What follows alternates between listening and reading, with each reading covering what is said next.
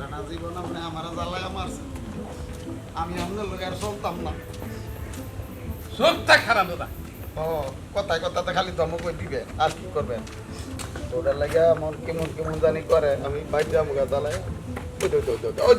ওইতে পারকি ওইতে, আরে আপনি দিয়ে বইয়া বললেন, ওই দেহ দেহ রে দেহ বইয়া পড়ছে। আমরা বইয়া থাকলে আমি বাইর যাবো কোন সময়? আমার মনটা কেমন জানি করতে চায়, বাইর যাবো গা।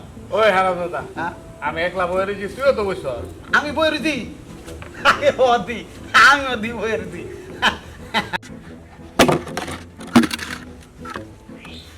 আপনি যত কথাই কন, আমার তো আর ভাল লাগতেছে না, আমি বাইর যাবো গা, জলদি বাড়ির চলেন। ওই হারাম দাদা, তোর লাগে তাবলিগ জামাতে গিয়েও শান্তি পাইলাম না।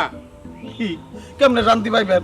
সারা জীবন করছেন আপনি আদম ব্যবসা, পালা কাম করছেন বুঝি। একেবারে কথার খই ফুটাই দিছে। দেন দেন বেশি স্যার দেন না, তাহলে গেলে আমি আপনার আসল কথা কইয়া দিমু। ওই হারাম দাদা, আসল কথাটা বা কি রে? আসল কথা হইলো আপনি অনেক বিদেশে আদম পাঠাইতে পারেন না, মানুষ আপনার কাছ থেকে টিয়া ফেরত চায়, আপনি মানুষের টিয়া পয়সা দিতে পারেন না, এই কথা তাবলিগ জামাতো গিয়া ফলাইতে চেষ্টা করতেছেন। ওই হারাম দাদা, আস্তে কম, কথার খই ফুটাই দিছে। আরে বাতাসে তো ছড়াই যাব, আর এই কথা মাইছে হলে তো তোরে আর আমারে তৈরা ভালাইব। দরক দরক আমার কি, আমি তো জোলাবাজের কথাই আমি এই কাম করছি। ওই যে গাদায় কয় কি, আরে বেড়া আমি তুইলাম মালিক মাহাজন, আমি তোরে হুকুম করছি আর তুই মাইসের জোলাবারটা দিয়া লয়ে আইস, এই জন্যই তুই সব জোলাবাস। আমি জোলাবাজ? হ্যাঁ। তাইলে কি অকল দোষ আমার?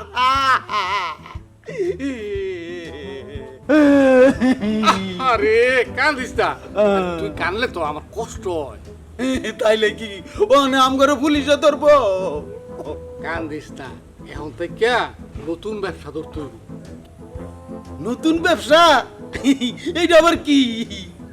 এখন আর বিদেশ পাঠাও না, নিজের দেশে বাসায় বাসায় কাজের বুয়া সাপ্লাই দেব। বাসায় বাসায় কাজের লোক সাপ্লাই দিবেন? বুঝলাম না, এইটা আবার কেমন ব্যবসা? এইটা হবে সেবামূলক প্রতিষ্ঠান, আতর আলী কাজের বুয়া সাপ্লাই অ্যান্ড ট্রেনিং সেন্টার। চল এখন নতুন কাজে লাইগা যায়। হ্যাঁ তাই চলেন। চল। হ্যাঁ চলেন। আল্লাহ, তাবলিগ তাবলিগ কইরা আইলাম। ভাই আসসালামু আলাইকুম। তোমরা লাইনে থাকো, লাইনে থাকো। কি ব্যাপার শিকুর আলী, এত লোক ঢুকিয়ে? আরে দত্তরি দা, আমি তো আপনার আগেই কই, আমার একলার পক্ষে এই লোক সামলানো সম্ভব না, একটা ম্যানেজার নিয়োগ দেন, এই কথাই এরা সবাই ইন্টারভিউ দিতে হয়। ঠিক আছে, আমি ভিতরে যাইতেছি। হ্যাঁ ব্যবস্থা কর। আচ্ছা ঠিক আছে, আমি একজন একজন করে ফাটাইতেছি। ঠিক আছে, এই এই তোমরা তোমরা থাকো, একজন একজন করে দেবে, বেশি লোক যাওয়া যাবে না, অনলি ওয়ান, একজন একজন। হাসান সাহেব, আপনি যথাসময়ে উপস্থিত হওয়াতে আপনার প্রতি আমি অত্যন্ত খুশি। ধন্যবাদ আতর আলী সাহেব। আমি বলবো যে আমরা যাই যা করি আমাদের সময়ের জ্ঞান থাকতে হবে। হাসান সাহেব, তাহলে আমরা ইন্টারভিউ কাজ শুরু করতে পারি। আর আজকের ইন্টারভিউ হচ্ছে আতর আলী কাজের বুয়া সাপ্লাই অ্যান্ড ট্রেনিং সেন্টারের একজন দক্ষ ম্যানেজার দরকার। তাই আতর আলী সাহেব, আপনি কোনো চিন্তা করবেন না, আমি এই ইন্টারভিউতে সঠিক লোককেই নির্বাচন করব। তাহলে আর দেরি না করে ইন্টারভিউ কাজ শুরু করতে পারেন। শিকুর আলী, জি স্যার। প্রথম প্রতিযোগীকে পাঠাও। জি ঠিক আছে স্যার, আমি এখনই পাঠাই দিচ্ছি।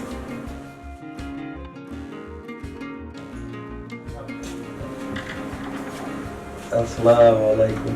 ওয়ালাইকুম আসসালাম। বসুন। আচ্ছা, এই চাকরিটি কি আপনার অনেক প্রয়োজন?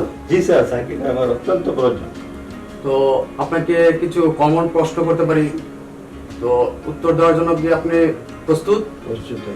আচ্ছা, আমাদের দেশের জন্ম কত সালে এটা জানেন? 1952 সালে সূত্রপাত ঘটে, 1971 সালে 16 ডিসেম্বরে জন্মলাভ করে। আপনি কয়েকজন মুক্তিযোদ্ধাদের নাম বলুন তো। অনেকেতে আছে, এখন কার নাম বাদ দিয়ে কার নাম বলবো? মহাকাশে প্রাণের অস্তিত্ব পাওয়া গেছে, এই ব্যাপারে আপনি কিছু জানেন? এটা নিয়ে অনেক গবেষণা চলছে, বৈজ্ঞানিকরা এর কোনো সঠিক সিদ্ধান্ত দিতে পারে নাই। আচ্ছা, তাহলে আপনি আজকে আসুন, পরে আপনাকে জানাবো। ঠিক আছে স্যার, তাহলে আমি আসি। ঠিক আছে, আসুন। চিকন আলী, পরের জনকে পাঠাও। স্যার আসসালামু আলাইকুম স্যার। স্যার বসবো? হ্যাঁ, বসুন। আপনার জন্ম কত সালে? স্যার 1952 সালে এর সূত্রপাত ঘটে আর 1971 সালে 16 ডিসেম্বর জন্ম হয়। আপনার বাবার নাম কি? স্যার অনেকে তো আছে, কার নাম তুই আর কার নাম গো আবার কেডা বেজার হইব। পাগল নাকি আপনি? স্যার এটা নিয়ে তো অনেক গবেষণা চলতেছে, কিন্তু এখন পর্যন্ত কোনো সঠিক সিদ্ধান্ত হয়েছে না।